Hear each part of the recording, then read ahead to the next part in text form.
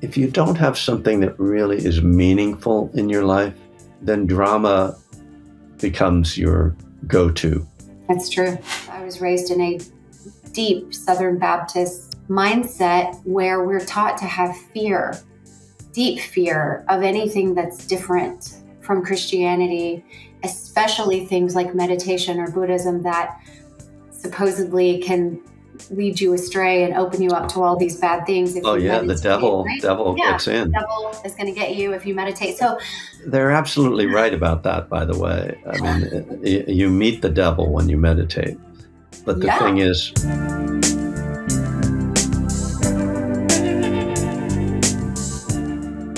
hey, sober people and sober adjacent people. Welcome to I Have 12 Questions. I'm Amanda Patton, your host, the leading expert on nothing. However, I am in recovery and I love it so much so that I launched this podcast where we get to talk to people who are trudging the road to happy freaking destiny across all the different ways that people get there. So while this is definitely through the lens of recovery and sobriety, the stories and the themes that we'll be covering are universally human. So love, loss, grief, excitement, parenting, outside issues, purpose, God stuff, whatever. In the words of the great Ted Lasso by way of Walt Whitman, I want to be curious, not judgmental. So like I said, we'll be talking to people in recovery. We're going to be talking to experts and practitioners who help those people along their path in recovery.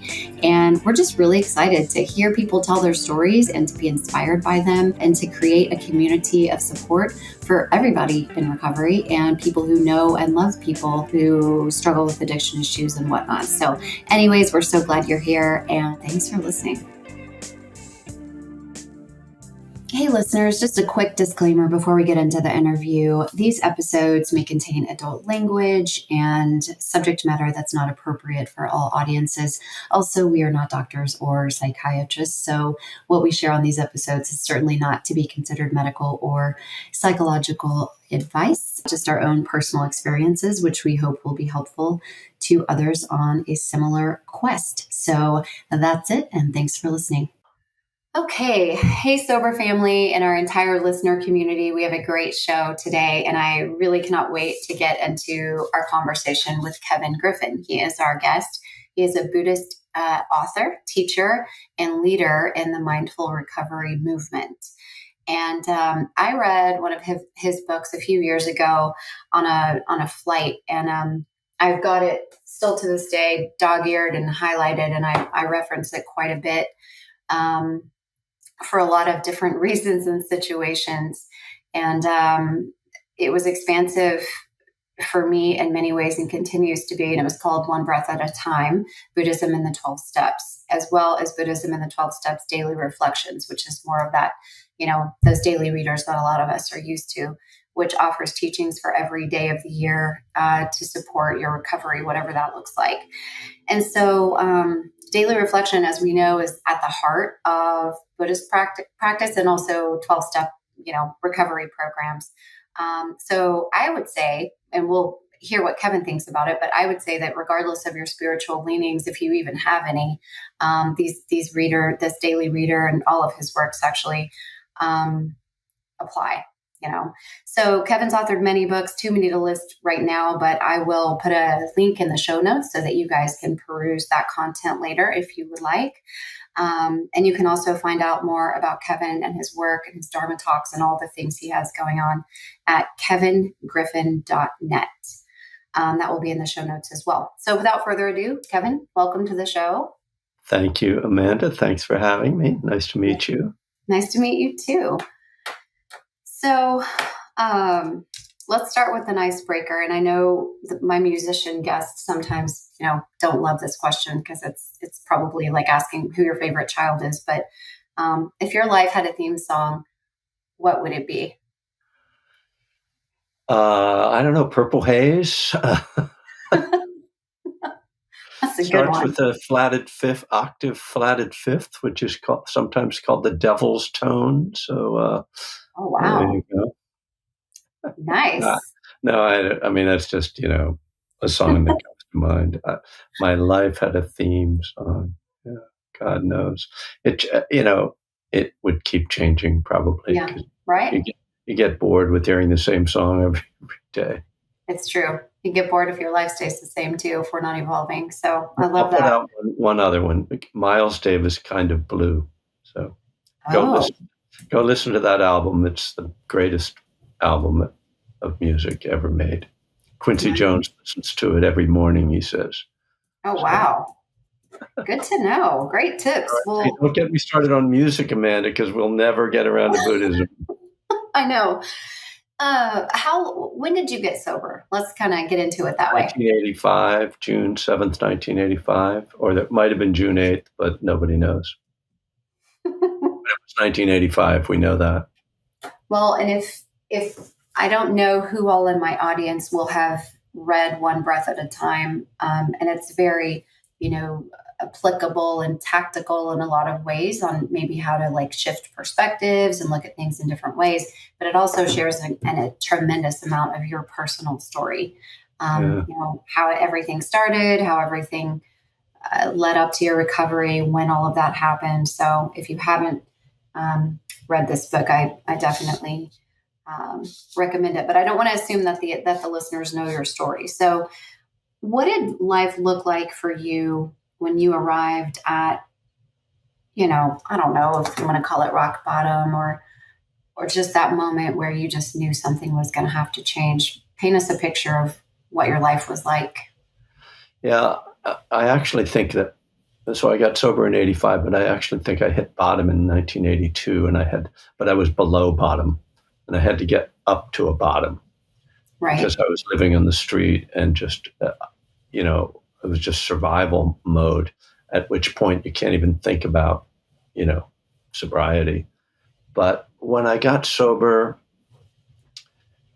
I was a, struggling musician and really doing very poorly. I had been much closer to success previously, so I'd kind of gone off the rails with that.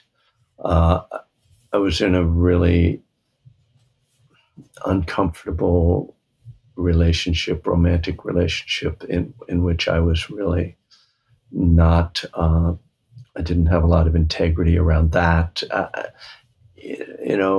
I was 6 months before, this girlfriend had suggested maybe I had a problem with alcohol. So I stopped drinking for a week and went back to smoking pot every day, and then said, screw it. And so that 6 months was really a run up of,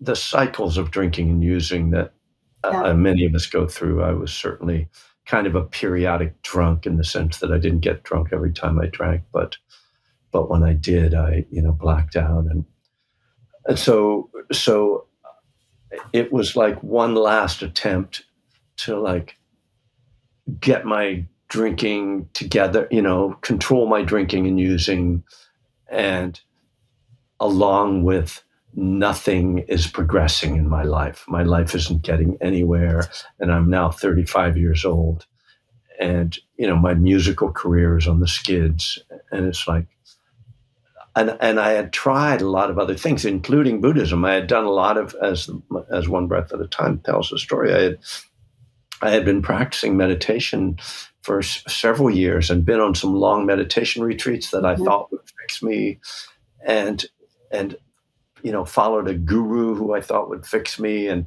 nothing fixed me, and so it was like the last door in the hallway, and it was marked AA, and I was like, I don't want it. This isn't going to help. What's the point of this? My problem isn't drinking. My problem is, and then I had a list of what were my problems, that I'm not a rock and roll star, that I'm with the wrong woman, that, I'm not enlightened. And so it just was like, all right, screw it. Like I've tried everything else, I've had my astrological chart read several times, just like, and so it was like, all right, I'll do this, but that day, somehow the night before the night before the band that I had thrown together that week got fired from a gig, and it was very humiliating. And I just somehow, I don't know when, whether I was asleep or awake, somehow I made a decision that that I was going to stop drinking and using. And when I woke up that day, it was just over. And I'm very fortunate in that regard because I didn't relapse after that. Although you could say that my previous, 20 years was one of relapse after another. But at that point, once I made that decision, I didn't relapse anymore. And I felt a great burden lifted. I was very happy that day, which is very strange, Right. to just kind of wake up and be like, oh, this is great. and I didn't even really go to AA right away. I knew about AA. I had a friend who was, a couple years sober and had a musician friend who had sort of allowed me to imagine that, being a sober musician could be okay. But I had to kind of circle around AA. And really for a year. I mean, I went to meetings, but it took me a year before I joined the program fully. Right. But somehow Yeah. I didn't drink. So because I had a strong spiritual foundation. Once I got sober, it was like all that work I had done was there to support me. It wasn't what I needed to get sober, or it wasn't sobriety itself, but it was a foundation for sobriety once I made that choice. Somewhat of an odd path, but I've discovered over the years now of working with people in recovery that a lot of people have odd pathways to sobriety, right? It's not like one, typical story. And many people have a spiritual practice before they get sober. Anyway, I've gone on longer than No, that's great. required. And that's the reason I launched this podcast, because when I got sober, AA was the only thing I knew about other than treatment. And, it's like, you go to AA, you go to meetings, you do the thing, which is fine. And it's the reason I got and have stayed sober. But nowadays there are just recovery dharma and She Recovers and all these wonderful options. And a lot of us come in having issues with maybe organized religion or maybe the God that we were raised with and this and that. And it's so sad when you see people leave because of something like that. So knowing that this, the literature talks about being spiritual and broad and roomy and all inclusive and all of this kind of thing, as long as you're seeking whatever that means. And so I loved this idea of spaciousness and authors like yourself who, for me, I needed the bridge. And that's what you gave, the bridge between AA and Buddhism. It's hard to make that leap, for me anyway, unless somebody kind of spells it out, which is exactly what you did. And I appreciate it so much. What do you do? What's something really simple that you do every single day that helps you stay grounded and balanced?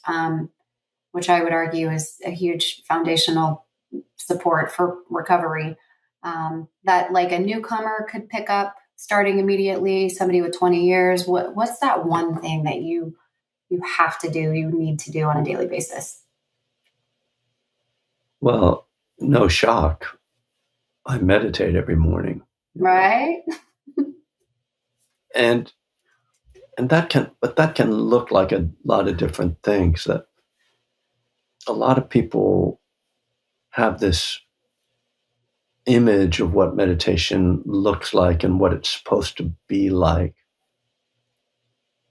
And really, what I do is I sit down before my day gets away from me. So really before breakfast, I sit down and I'm quiet for a while.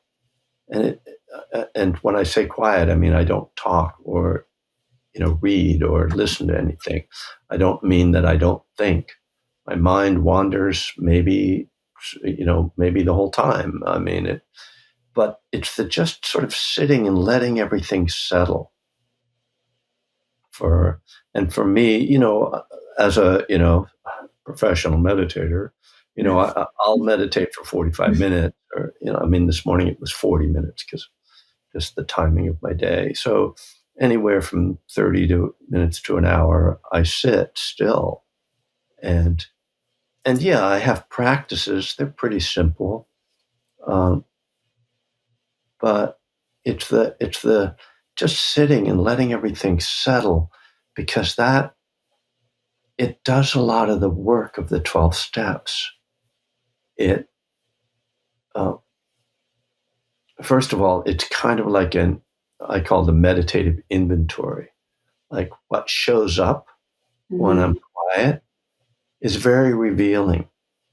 It'll be things that I'm worried about, mistakes that I made recently that need to be solved, something I forgot some person that I forgot, or something that I forgot that I wanted to do, or some insight that, oh, I'd love to write about this, or and so things show up, and I'm not trying to shut down my mind. It's about, I'm trying to have a different relationship to my thoughts, so that I'm not just on a train of thoughts, that I am letting go of thoughts as they come and go. But when there's something helpful or wise, or feels like, I don't think about this guidance, but you could, that shows up, I allow it and I reflect on it. And so it's that quiet time that's so important. And I think when you start your day, just running, like I had a great friend, Rick, from my home group in Venice Beach, where I got sober, uh, who used to say, my alcoholic brain wakes up 5 minutes before I do. And it's like, you're already caught in your stuff. And so, I mean, that's kind of how I am. And so I need to start by quieting down and taking time. But it doesn't have to be 45 minutes. It can be 5 minutes. Yeah, I love that. I love that because it's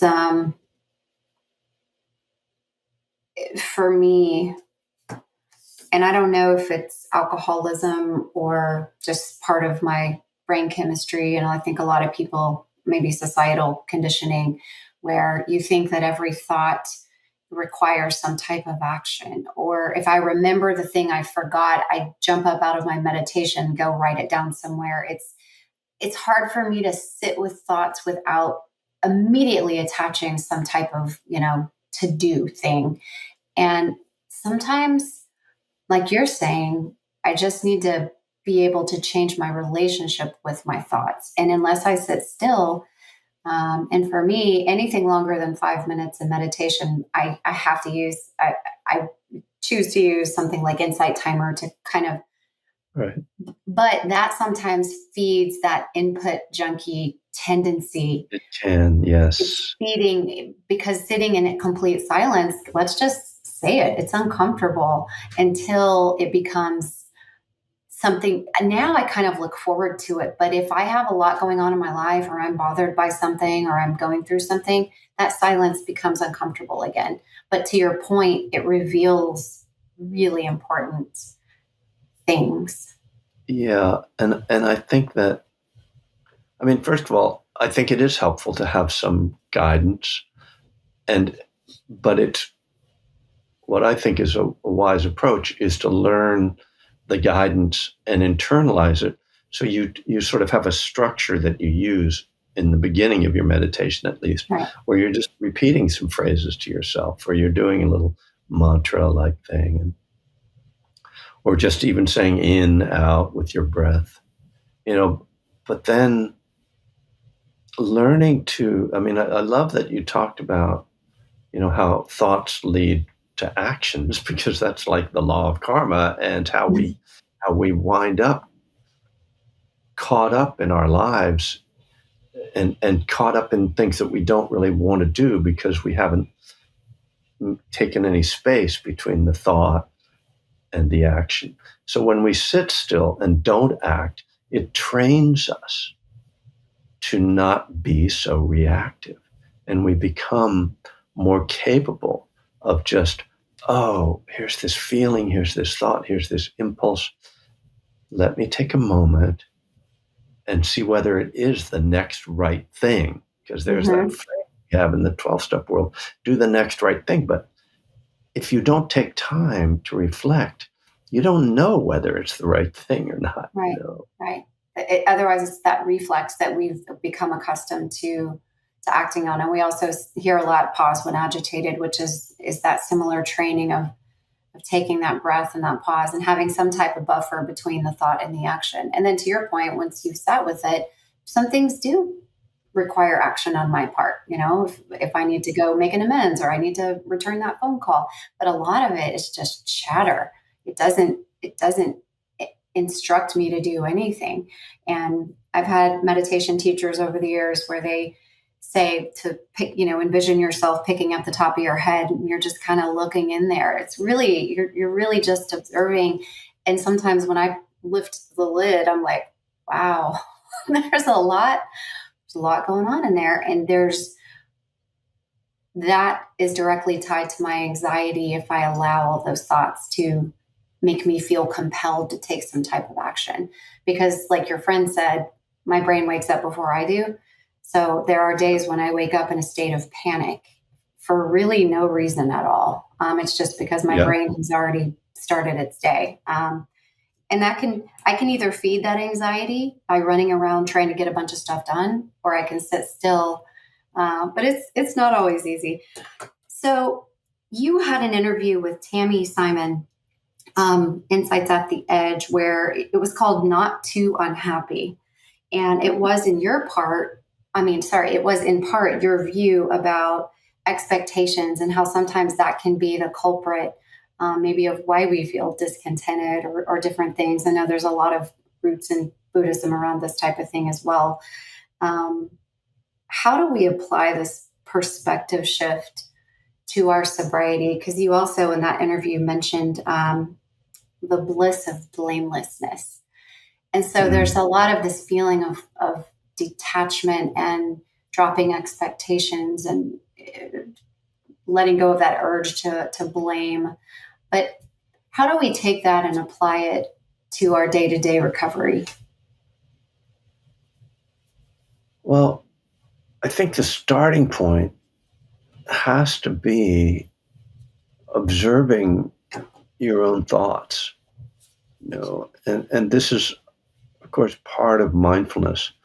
And it's again why it's a misunderstanding to say I'm going to meditate and stop thinking, because stopping thinking isn't really that helpful.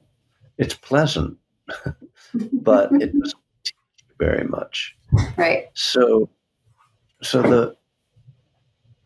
what's helpful is a combination of two things. One is observing what's in the mind from a kind of detached perspective, just like asking yourself what you're thinking. And the other thing then is having some framework, and this is where Buddhism really is helpful, a framework for understanding what shows up in the mind. So a good example of this is that the Buddha talks about the 5 hindrances that get, in the way of meditation, but we can see that they get in the way of life.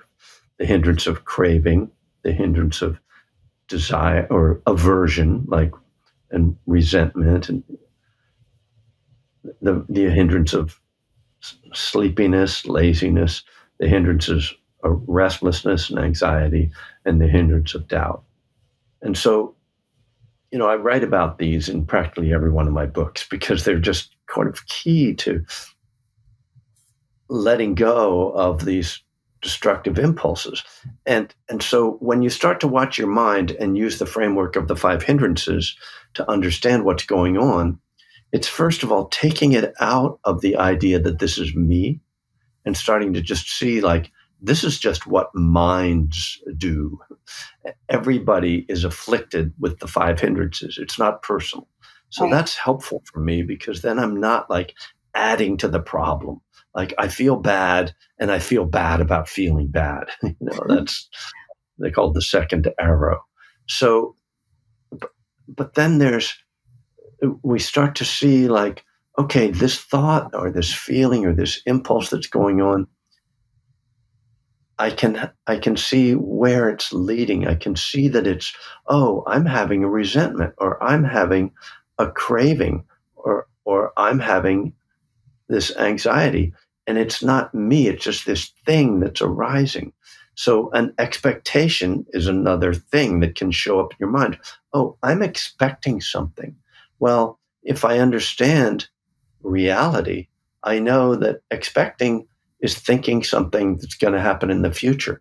And I have no control over what happens in the future. I only have control over what happens right now. And even that control is limited, right? But I have Yeah. some control.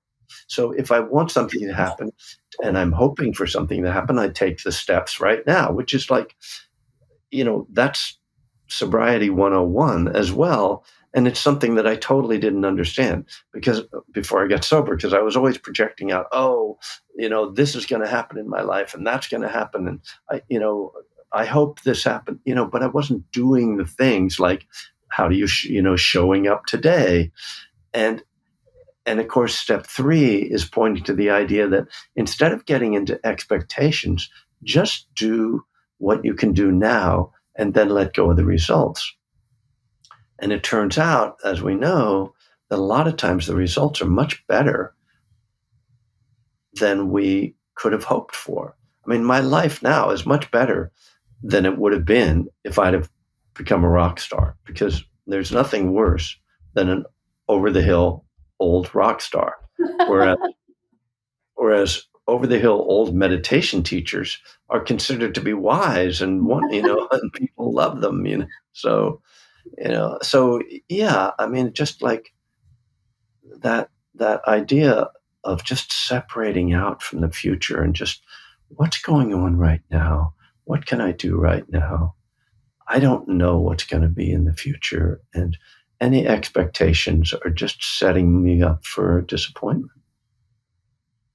That's The very, bliss of blamelessness is another thing, actually, altogether, which is really just taking joy in the fact that you're not doing that stuff anymore. yeah. And that, like, oh, when I wake up in the morning, I remember going to bed at night.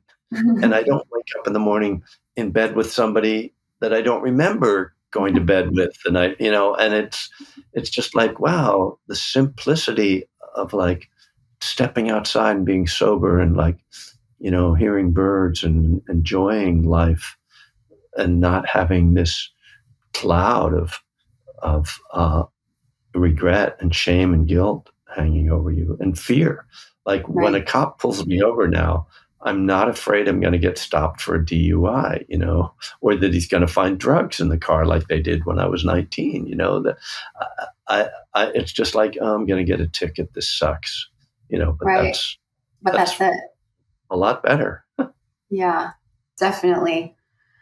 Um, do you think, and I know that I feel like I know the answer instinctively, but um, do you think that people benefit or can benefit from your writing and guidance if they aren't a true Buddhist practitioner? Because I was a little bit intimidated because I was like, well, I I have Buddhist stuff all over my house. It's always really appealed to me. It makes me feel very peaceful. I've been to many, temples and Zen classes and all. So I'm a student of the philosophy, absolutely, and I agree with it, and it aligns with my insides much better than any other,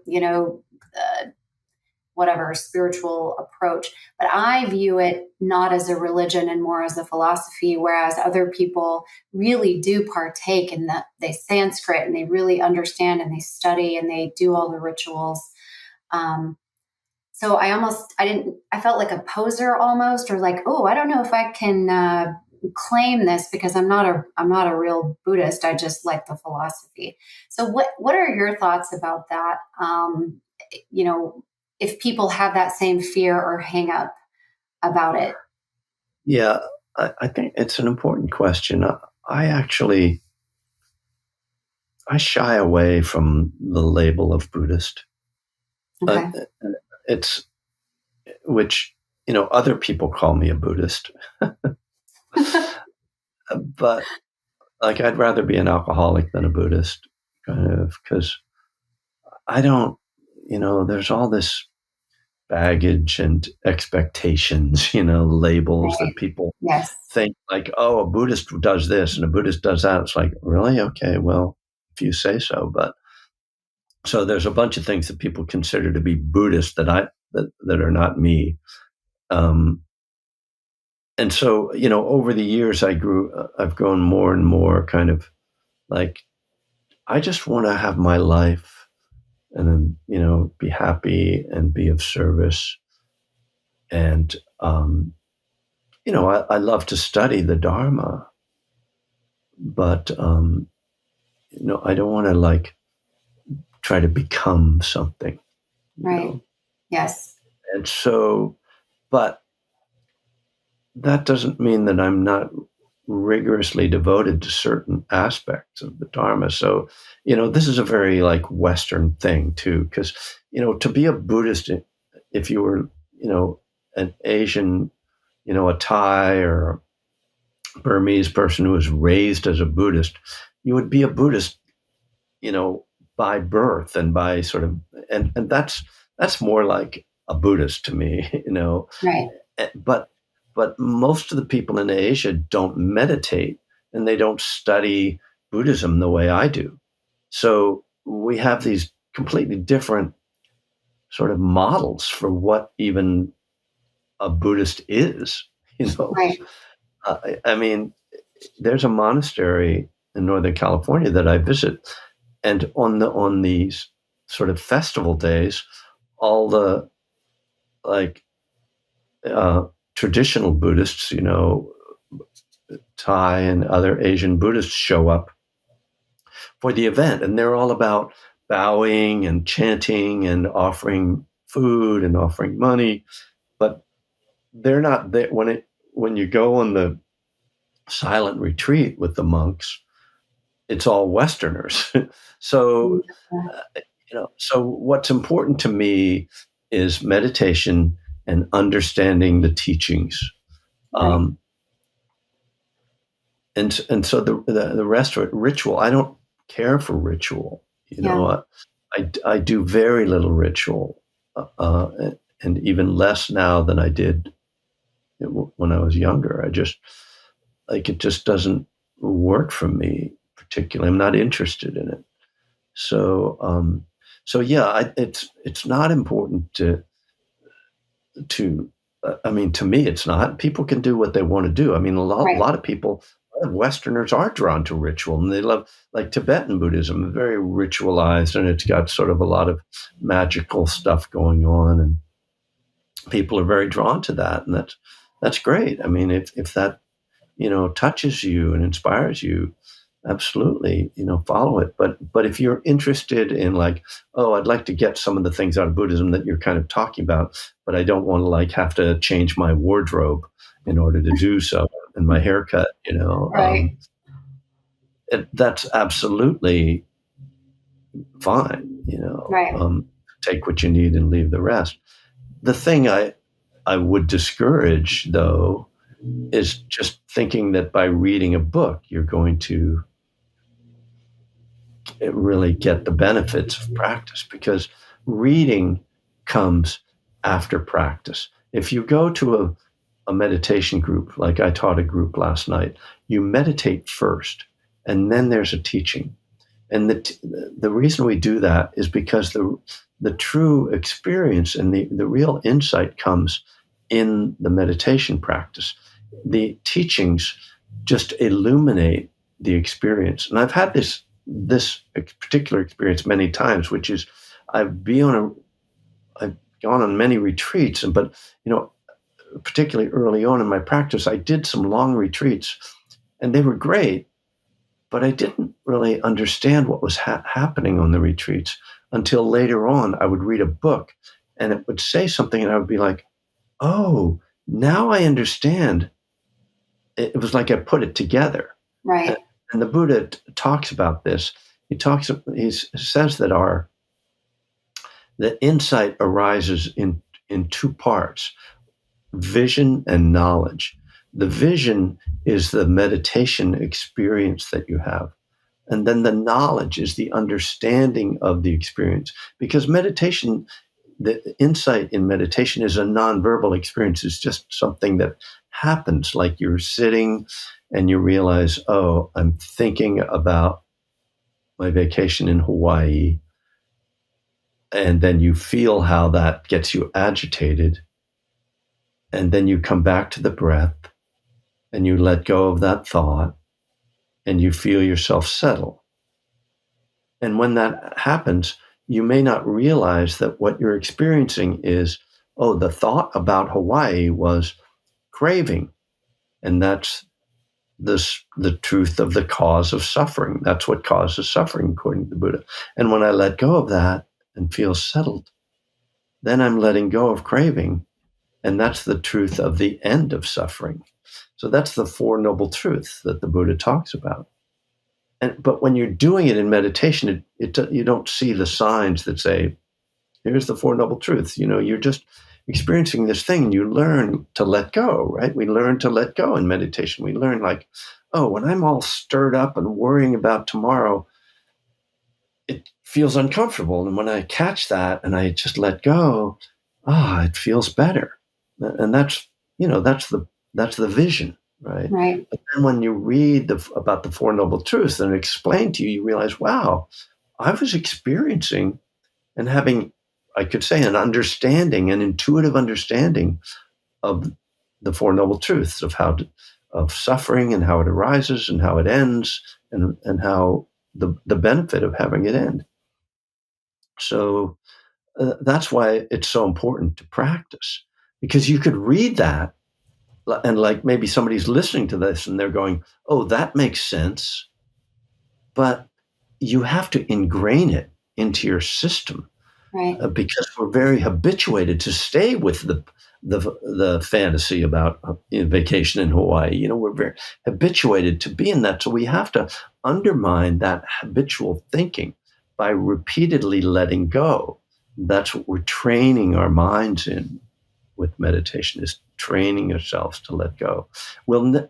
Most of us, presumably, will never get to the point where we just completely are able to let go. That would be in total enlightenment. But we can reach a point where we're not the complete victims of the craving. Just Right. as, in sobriety, it's not like, oh, we become perfect people, but our lives are vastly improved by letting go of our addictive behavior. I love that, because what you're saying is basically it's the same in 12 steps, where you can read the book and work the steps, but if you're not integrating, if you're not experiencing that to actually change our behavior and our ways of thinking, you're not really doing it in a meaningful way that's going to benefit you or people around you. And I know in Austin for years, I went to the Zen Center and the Shambhala Center, and I always loved it because we started with that 20 minutes of silent meditation before anything was said. And then someone would read something from Pema or something from whoever, and then we would share, but it was in the context of recovery. So that you didn't have to be an expert and get all of the references per se, but you could absolutely, but it would be weeks or months later when I wasn't feeling really angry in traffic. And you would realize that really quick conversation that happens, this is upsetting me. I feel very annoyed right now. And then there's an awareness of that. And then the awareness of I'm sitting on 35. I have no control over the situation. And then that release. But to your point, it doesn't really make sense until later. And that's why it's something that has to be practiced. It's called a practice for a reason, right? It's got to, but it's interesting how it shows up. I've had many moments where my reaction to certain situations shocked me in a good way. Uh-huh. Right. And I look back and I'm like, that is not at all how I would have wanted to react in the moment. But it was because I didn't follow my reflex. I sat there and I let it, and that is all a direct result of meditation, pause when agitated, and also being aware that the reason I'm upset is because I expected someone to behave differently and they didn't. And so, it's not excusing someone else's behavior necessarily. People are going to do what they're going to do, but I have to take ownership of the fact that I put an expectation on that, and that's why I'm feeling that's why I'm suffering. Yeah.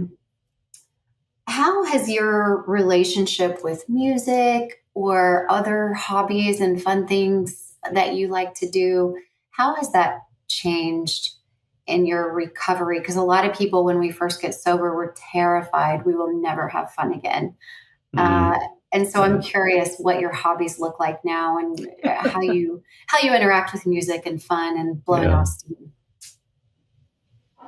As far as playing music, it's not my focus anymore. I've come to understand that that's because for me, it's not that there's anything negative associated with it. It's that for me, music was my work.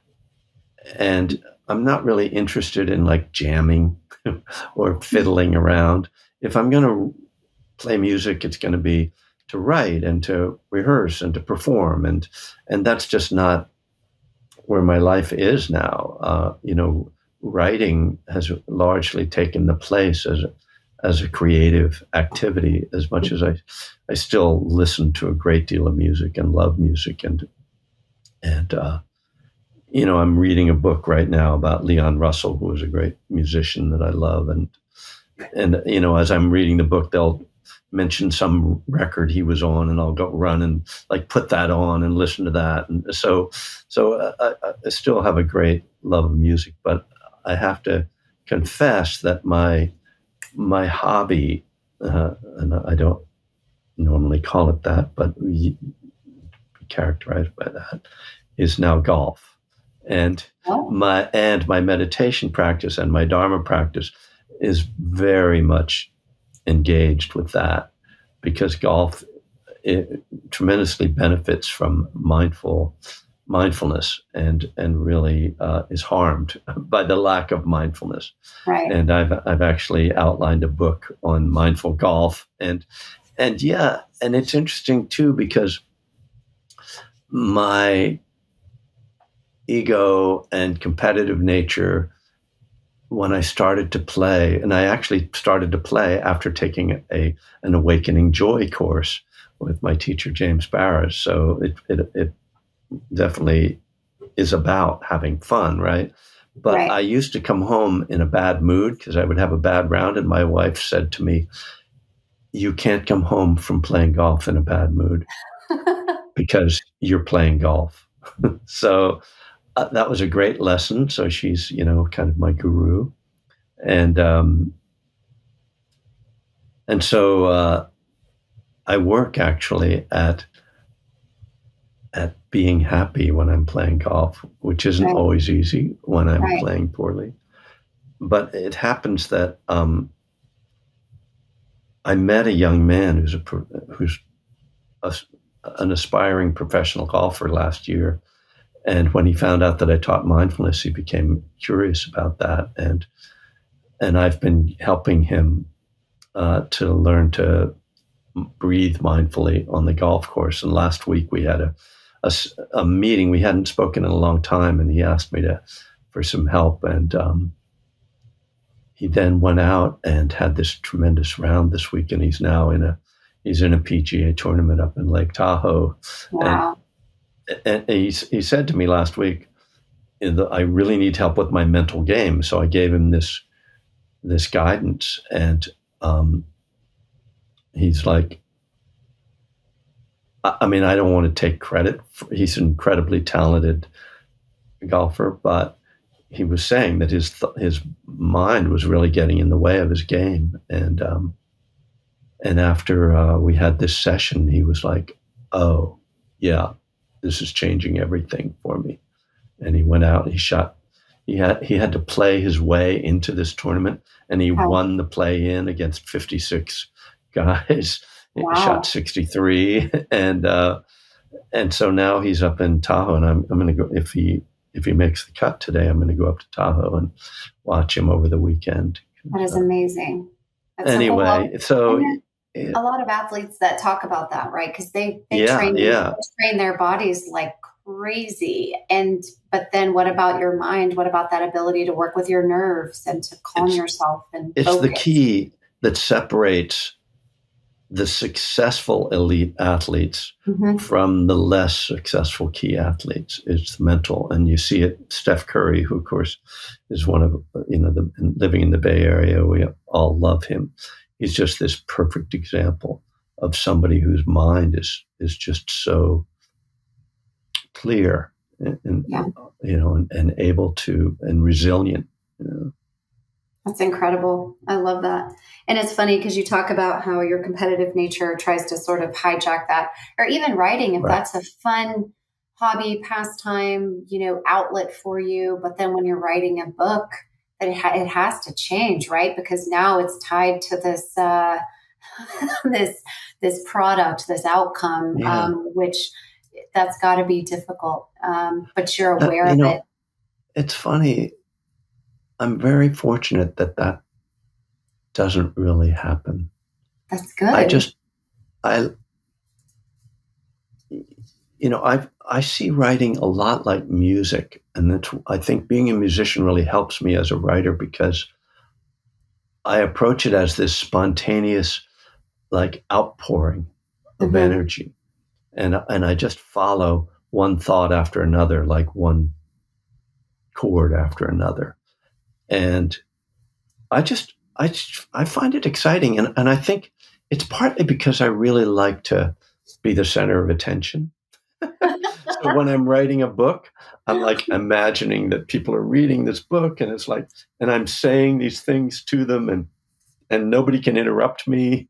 Right. And so I just find it kind of gratifying. Once it's published, then I get competitive, like how many books am I selling? You Right. know, but The other when in the thing, process, no, oh, yeah. What's the no, next one? no, go ahead. No. What's the next book? Yeah. Well, I'm writing a book about what's the teaching on mindfulness of breathing, actually, and it's a famous sutta called the Anapanasati Sutta, which means mindfulness of breathing. But and I've written the first draft, and I've given it to two of my monastic teachers for their feedback because I'm Wow. not sure that I've stayed enough within the lines. Well, another thing about your writing too, and maybe this is why you don't attach things to it, is because it's really personal. It's Yeah, very experiential, right? And so it's yeah, it's your story that can't be right or wrong, yeah. and it comes through in your books of how it just resonates because it's actual experience. It's not so much theory. It feels very real and very applicable and relatable. Um, so and we were just talking about this a little bit, but sometimes addicts are, we can be, I'll speak for myself, I can be overly analytical, competitive. This activity is only worth my time if I'm going to win or if I'm going to, Hmm. achieve this thing or that thing. Very rarely do I do an activity for the sake of the activity. I have a very hard time. And so, another part of that analytical nature, though, is looking for loopholes, gotchas, differences. What is your advice to someone who's really struggled with the spirituality piece of 12-step programs? It was a huge obstacle for me. I am in Texas. We are in the deep South. I was raised in a deep Southern Baptist Hmm. mindset where we're taught to have fear, deep fear of anything that's different from Christianity, especially things like meditation or Buddhism that supposedly can lead you astray and open you up to all these bad things if Oh you yeah, the meditate, devil right? devil Yeah, gets in. devil is going to get you if you meditate. So, They're absolutely right about that, by the way. I mean, you meet the devil when you meditate.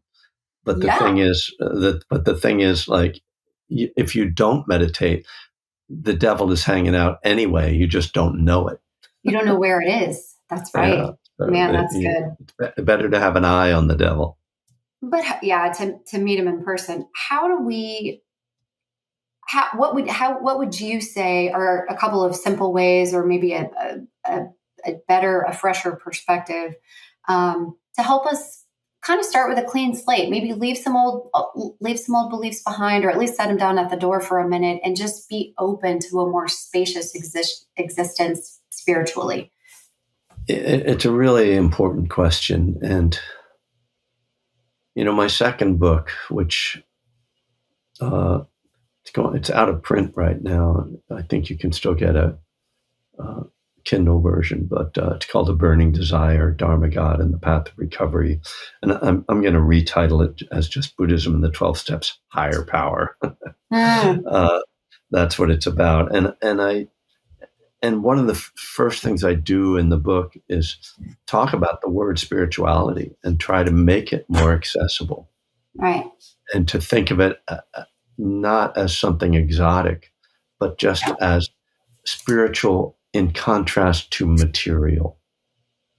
So a spiritual life is an acknowledgement that the material world can't bring authentic happiness and meaning to your life. Yeah. And so a spiritual life is looking for the non-material things. And that means it's the life of the heart and the life of the mind, the felt experience, and all of that, which is really life. It's really the place that life happens, right? It's where all the things that we really care about happen in that realm, even though we project out about the car and the house and the relationship, that those things never really bring us happiness. That's why billionaires aren't happy enough to, they need another billion, they think, to be happy.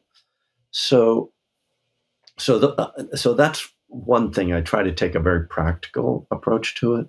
I have an exercise in my workbook. I'm getting to go through all my books. Buddhism workbook, which is one where I ask people to go back through their spiritual history to understand your own conditioning. So if you find yourself resistant to spiritual ideas, come to understand your resistance. Where does it come from? And as you say, you might go back and see that you were wounded or traumatized by religion early on. And then, or, maybe like there's a lot of people who have like a guru who harmed them, or a priest who harmed them. And so they don't trust those things. So you start to see, oh, well, my beliefs are not founded in like information or logic. They're founded in emotional conditioning and bias that's built up over the years. And so the idea to me is not to, get rid of that and adopt something new. It's to be open to the possibility of something that might be helpful. Right. And certainly, I just always want to avoid anything that smacks of fundamentalism. And that can be Christian, certainly we know, but it can be Buddhist fundamentalism, and it can be Alcoholics Anonymous fundamentalism. Absolutely. You have to work the steps like this. Your higher power has to be like this. Your inventory. No, just find your own path. And when I say find your own path, I don't really mean alone. Find your people. Right. I was just talking to someone yesterday about you need to find your people. Find the meetings where there's people who are like you, who because you show up at meetings and it's a meeting where they're all born again Christians, and they're going to tell you have to accept Jesus Christ as your Savior in order to be sober, and you're going to be like, but no, that doesn't work for me. So you got to find a meeting where people are like, find your own higher power, and maybe somebody whispers something about mindfulness to you after the meeting, and you're like, okay, these are my people. I mean, if you're that person. So it really, and I guess another thing is to see just the failure of the approach of just rejecting everything out of hand, right? Mm-hmm. I mean, this part of sobriety, part of recovery, I should say, is really questioning your whole belief system, right? I mean, I had to do that because my belief system about who I was, which is, I think, true for many of us, was really distorted. Mm-hmm. And I had to learn who I was, who I could potentially be. I didn't know that I could be a writer. That never would have occurred to me. So, there is really this like shedding of the skin of our, not just of our addiction, but of our limiting concepts of who we are and what we believe and all of that. And that's what, the upheaval of recovery, of sobriety, of getting clean can really open up so many things. It can be it's very difficult, obviously, to shed a skin, Yeah. but um, but it's really an opportunity to discover a new life for ourselves. I love that.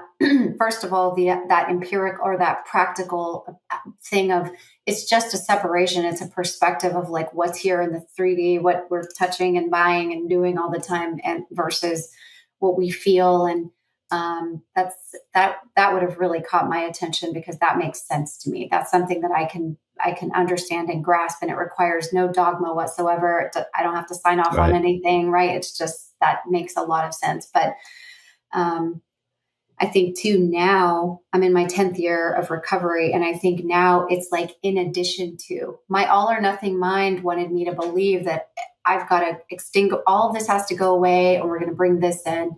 But now it's this weird mosaic of all kinds of things, because a lot of the teachings of Jesus, I love and I agree Yeah. with, and they're in alignment with 12 steps and Buddhism and all kinds of other things.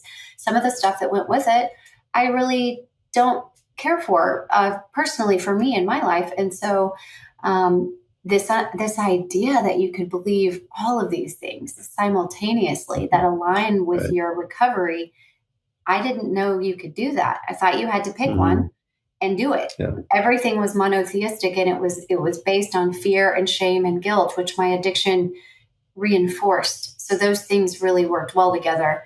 And when I started removing some of that, and having that spaciousness, and then meeting other people who are really happy and calm and balanced, and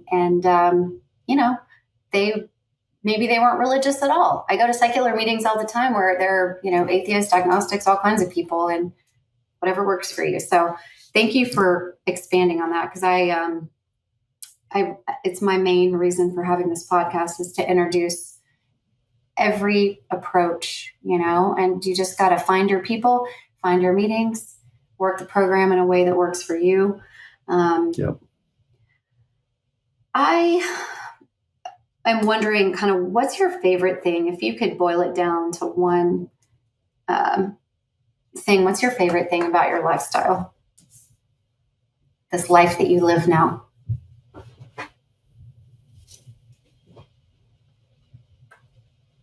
I guess maybe the simplicity of it, Hmm. and the lack of chaos. you know, um,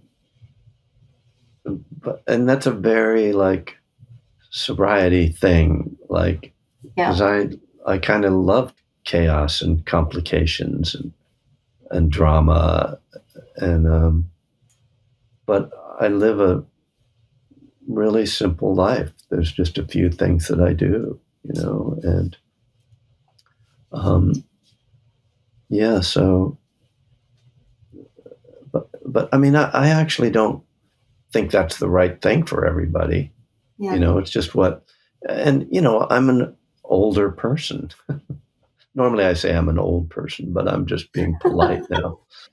Um, and as you get older, you do sort of settle into a simpler life usually. If you don't, it's, I don't know, it could maybe be a mess. But so I appreciate that. I don't think it's the right thing for everybody, but Mm-hmm. yeah, I mean, I'm incredibly grateful that I have the life I have. It's like many people with long-term sobriety. I look back and I'm amazed that things have unfolded the way they have. Did you ever I know I did. And I've heard this story from a lot of people in recovery when they, at some point in early sobriety, I don't know, 6 months, a year, 3 months, different for everybody, but you call your sponsor and you're just like, I am so bored. And they're like, that's serenity, my friend. Yeah. But we're used to that chaos and it feels so comfortable. So the quiet of peace can be very off-putting at first. That, I have to say, not for me. My, within a few days of being sober, I got in the back of a station wagon and drove from California east to play gigs, one-nighters for and so it was actually pretty fun from the beginning, and there was a lot going on, and the chaos didn't immediately stop. Right. So, my early years of sobriety, my first decade was really exciting because during that time, I went back to school and started writing and, got more serious about my meditation. It's never been boring for me. It still is not boring. What's interesting though is but I know what you're talking about. Yeah. People, but I think that's more of a projection. Yes. That people are afraid it's going to be boring. Yes. I've just never found it boring. And what's interesting is I was making new friends and I was really busy and my career, everything was improving and there was a lot of activity and it wasn't, it wasn't boring at all, but I was lacking that chaos. And I'm talking about the kind of chaos that drinking creates, right? Where DWIs and arguing with people and having to apologize all the time and missing work or just whatever it looked like. That it was the bad chaos that I thought I was missing just because it seemed so normal. I would just get up and go to work and go to a meeting and go home and nothing bad happened. And I couldn't believe it. It's weird. But I think if you don't have something that really is meaningful in your life, then drama becomes your go-to. That's true. And I mean, that's it's kind of sad, but it's kind of like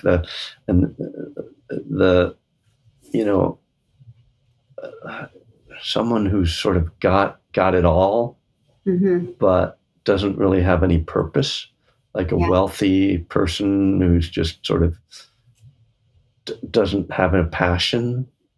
I don't know. And I loved the acts of service that we do as part of our program. It kind of gives you a starting point, and then you discover all these other ways to be of service in the world. That's a really good place to identify that passion. Well, I know we're up on time. I wanted to close by reading the daily meditation for today, which is July 21st.